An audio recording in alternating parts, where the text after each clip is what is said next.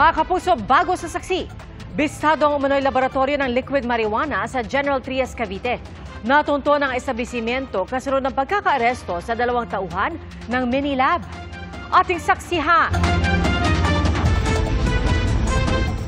Aakalain mong isa lang ordinaryong paupahan ang studio-type apartment na yan sa barangay Pascam 2 sa General Trias, Cavite.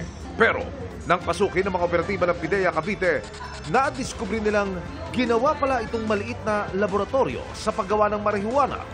Sumalubong din sa kanila ang masangsang na amoy mula sa mga dumi ng aso at pusa hanggang sa mga expired na pagkain at mga nanggigitatang kaserola at rice cooker.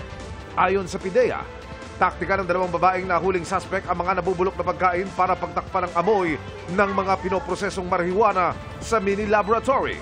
Naaresto ang 2 babaeng suspect sa ikinasang bypass operation sa mismong lugar kaya ikinasa ang pagsalakay sa laboratorio.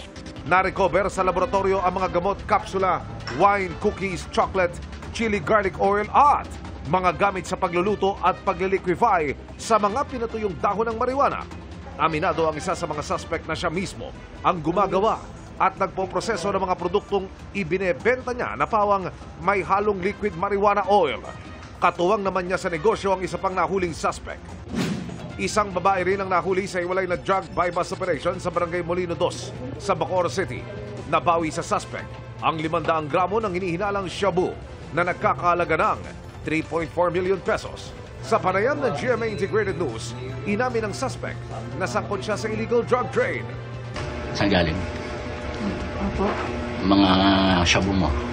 Inan sa akin yan. Pinakuha sa akin. Pinakuha sa akin. Pinakuha sa sino? Oo, Saan? Hindi ko naman kilala yung tao na yun. Di mo kilala yung nagpadala sa'yo? Hindi ko kilala. Bakit tinanggap mo?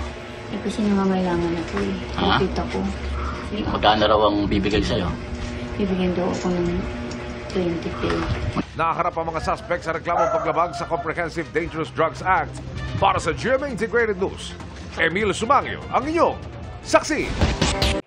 Mga kapuso, sama-sama tayong maging saksi. Mag-subscribe sa GMA Integrated News sa YouTube at para sa mga kapuso abroad, samahan niyo kami sa GMA Pinoy TV at sa www.gmanews.tv.